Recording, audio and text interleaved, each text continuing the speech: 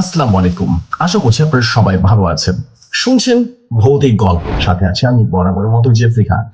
আজকে আমরা শুনবো অদ্ভুত একটি গল্প, কিন্তু গল্পটি নতুন একটা প্যাটার্নে শেয়ার করা হবে। কেমন হয় যদি দেখা যায় একটা শ্মশানে দুজন ব্যক্তি হারিয়ে গেল, এরপর ধীরে ধীরে তাদের পরিবার তাদেরকে খুঁজে পেল অন্য এক স্থান, আর এরপর তাদের সাথে ঘটলো এক ভয়াবহ ঘটনা। এরকম এক ঘটনা নিয়ে আজ হাজির হয়েছি আমি জেফরি খান। আজকের গল্পটির মূল বিষয় হচ্ছে শ্মশানের প্রেত। ঘটনাটি আমার কাছে পাঠিয়েছেন শাহিন শিকদার। আমি ঘটনাটি যেভাবে পেয়েছি সেভাবে না বলে আমি আমার মতো করে আপনাদের সাথে শেয়ার করছি, গল্পটি এক্সপ্লেইন করার চেষ্টা করছি। আশা করছি আপনাদের কাছে বেশ ভালো লাগবে। শুরু করছি আজকের গল্প।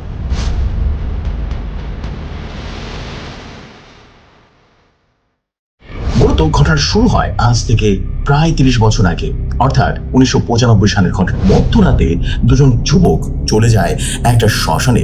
ভৌতিক ফেনোমেনা তারা নিজেরা উপলব্ধি করতে চেয়েছিল, বা তারা চেয়েছিল ভূত আসলে কেমন হয় সেটা সামনাসামনি দেখতে। আর তখনই বিঁধল এক ভয়াবহ বিপদ। তারা যখন ধীরে ধীরে সামনে এগোচ্ছিল, তাদের সামনে তারা দেখতে পেল দুটি জিনিস। তারা একটা গোলক ধাঁধার ভিতরে ধীরে ধীরে এগিয়ে যাচ্ছিল, আর আরেকটা তারা লক্ষ্য করলো তাদের আশেপাশে কেমন যেন ফিস ফিস করে অনেকগুলো মানুষ কথা বলছে।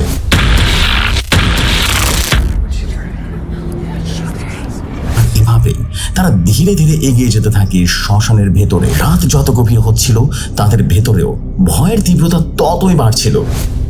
আর এভাবেই তারা এগিয়ে যেতে থাকে শ্মশানের একদম মাঝামাঝিতে, যেখানে মানব দেহ পোড়ানো হয়। তারপর তারা হঠাৎ করে দেখতে পেল এক বিকট ছায়া মূর্তি, যার বিশাল দেখি চেহারা নিয়ে তাদের সামনে হাজির হলো। আর ঠিক তখনই হলো এক ভয়াবহ ঘটনা।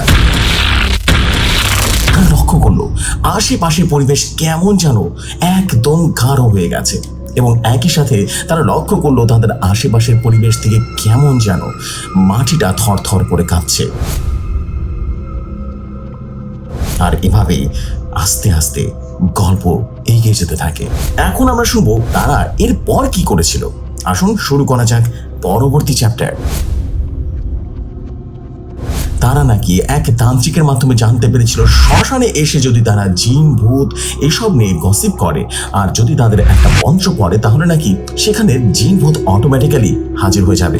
আর এইটাই তাদের সবচাইতে বড় ভুল ছিল। তারা যখন মন্ত্র উচ্চারণ করছিল তখন সেই জিন হাজির হলো এবং ধীরে ধীরে তাদের দুজনকে পজেস্ট করা শুরু করলো, আর মুহূর্তেই তারা জ্ঞান হারিয়ে ফেলে। তাদের যখন ঘুম ভাঙে তখন তারা নিজেদেরকে আবিষ্কার করে নিজেদের বাসার ভেতরে। তাদের আশেপাশে ছিল তাদের বাবা মা ভাই বোন আরো অনেকে। কিন্তু ঘটনা কিন্তু এখানে শেষ হয় না। এই ঘটনার পর তারা ধীরে ধীরে অন্য এক জীবনে পরিবর্তিত হয়। তাদের জীবনে ভয়াবহ এক সময় নেমে আসে। তারা লক্ষ্য করলো তাদের আশেপাশের সবকিছু আগের থেকে কেমন যেন একটু ডিফারেন্ট লাগছে। তারা যেখানে যায় না কেন প্রায় সময় দেখা যায় তাদের আশেপাশের সেই ফিস ফিসানের আওয়াজ তারা সব সময় শুনতে পেত।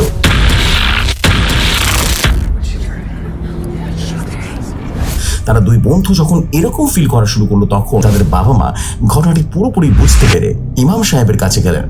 ইমাম সাহেব আসলেন এবং তিনি কিছু ঝাড়ফুঁক করে দিলেন, কিন্তু তাতেও কোনো কাজ হলো না। ঘটনা ধীরে ধীরে ভয়ঙ্কর হতে শুরু করলো।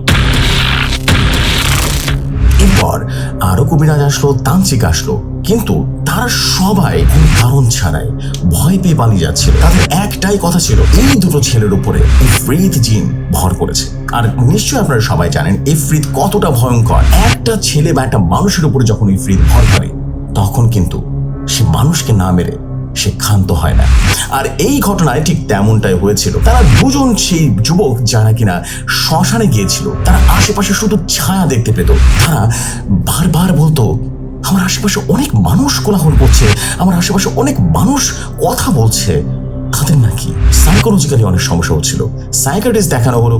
সাইকিয়াট্রিস্ট বললেন স্কিজোফ্রেনিয়া নামে এক রোগ হচ্ছে তাদের। কিন্তু আদতে কি তাই হয়েছিল?